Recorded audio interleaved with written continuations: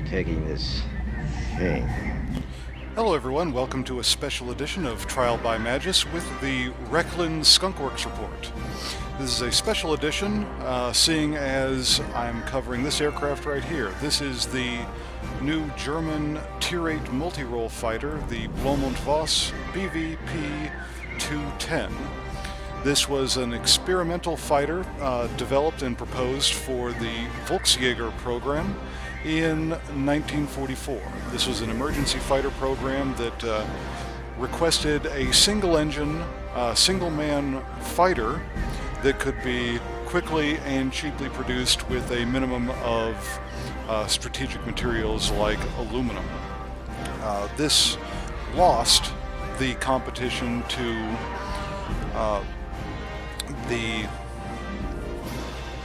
Salamander or Volksjäger fighter, the 162, which is represented in game now on the Japanese line as their Tier 9 and 10 aircraft on their newest fighter tech tree from the Imperial Japanese Army Air Force.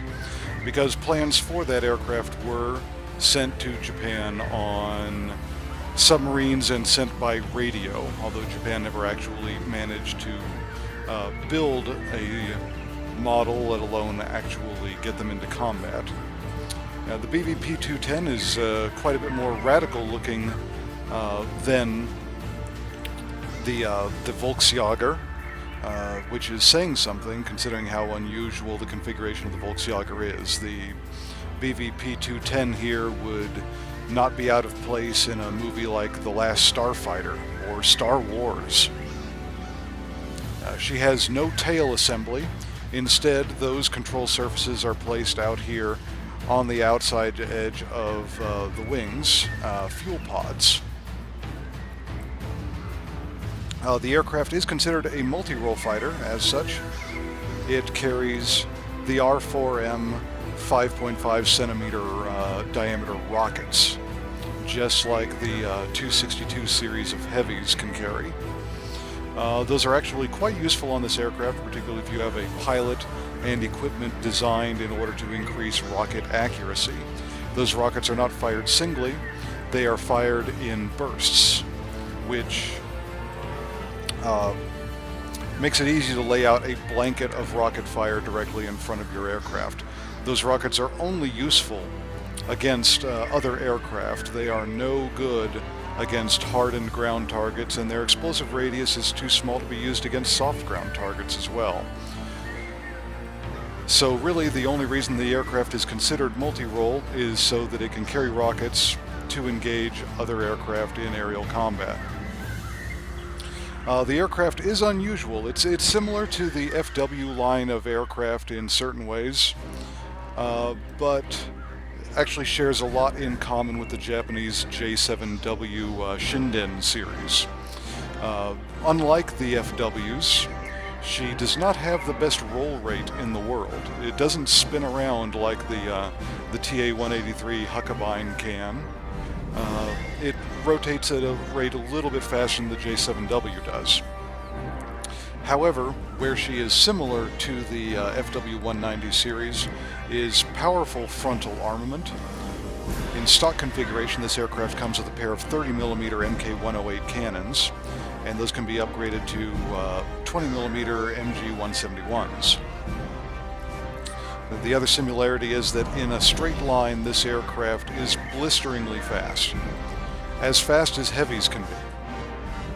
And that is where this aircraft really comes into her own. She is really designed for killing heavy fighters that get out of their element and can be suckered into a turn fight against her. And her pair of 20mm cannons can dispatch quite easily. Let's take a look at her equipment here. You start off with the Jumo 004A engine. If you've done any research and gotten to Tier 9 or 10 on the German heavy line, you've already researched the other engines that can go on to her. The 20mm MG213s, sorry I misspoke earlier, are specific to this aircraft. I did not have these previously researched before getting her, so I had to go ahead and do a couple battles and get those knocked out. They also placed a different version of the German WGR 21 rockets on her. Those are the rockets you'll find on the Messerschmitt 410 and a few of the FW-190s. These are Tier 8 rockets on this when mounted on this aircraft, and when used on the others they are only Tier 6, and that is reflected in the damage statistics that you can see here. They are pretty hefty. For equipment to be mounted, I recommend engine tuning, just like you would on the FW-190s and most other German aircraft. Improved covering in order to maintain your speed and limited maneuverability if you take critical damage to your fuselage, wing, or mostly absent tail. And finally, I've placed a concealing livery on her. There may be a better choice for this slot on this particular aircraft, but she has a fairly small health pool. And when dealing with aircraft like IL-20s that have powerful tail guns, I wanted to mitigate some of that damage if I had to eliminate them at the end of a battle with this thing. Let's take a look at her competition here on the German tech line.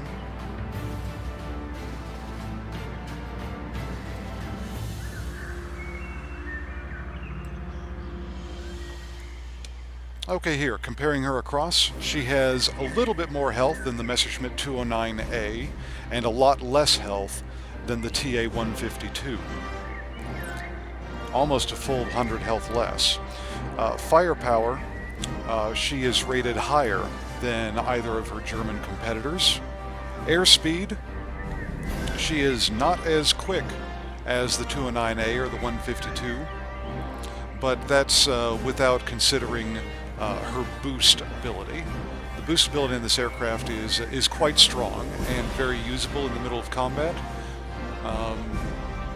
I might want to consider changing out the concealing livery for an improved radiator, just to keep that engine boost available that much more often, because it is crucial to this aircraft being able to make an escape from furball. Finally, in maneuverability, she's outclassed a lot by the 209A, and that's no surprise there. The 209 just stomps over a lot of its competitors at the same tier in a turning fight. And the TA-152 is actually less maneuverable than the BV-P.210.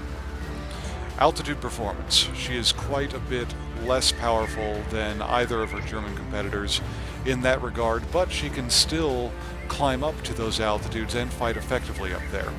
Just don't try to fight something that is superior to the BV-P.210 at an even higher altitude than the 210 should be fighting at, and that should be the end of your worries with her altitude service ceiling. Now, in combat with this thing, I've found that her gun's overheat cycle is not long enough to really allow you to kill something with one full burst, unless if they're stalling right in front of you and you get to punch them right in the solar plexus with your German guns.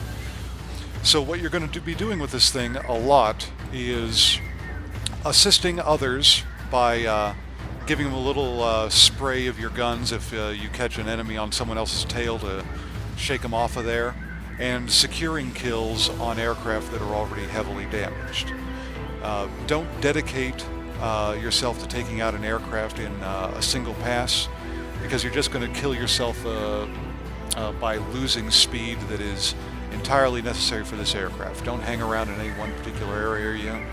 Change your targets, change your combat attitude and location, and just remain mobile in this thing. And always keep your eye out for a threat, because there's a lot out there that can be faster than you if you don't have your boost available, and most things have more firepower than you, especially if you're up against a Russian. For teamwork in this thing, it would be just like using a pair of FW-190s. Get into a thatch weave pattern, cover each other's tails, and you'll be able to make quick work of the enemy if they pay attention to either one of you for too long and lose track of the other one. I have a battle here for you, demonstrating the BV-P.210's capabilities. This was submitted to me by Community Ace, George Patton of the SSG clan. and he makes very good use of his engine, rockets, gun, and limited maneuverability. So this should give you a good idea of what this aircraft is capable of in good hands. I hope you enjoy it and find it entertaining as well as educational. Good hunting.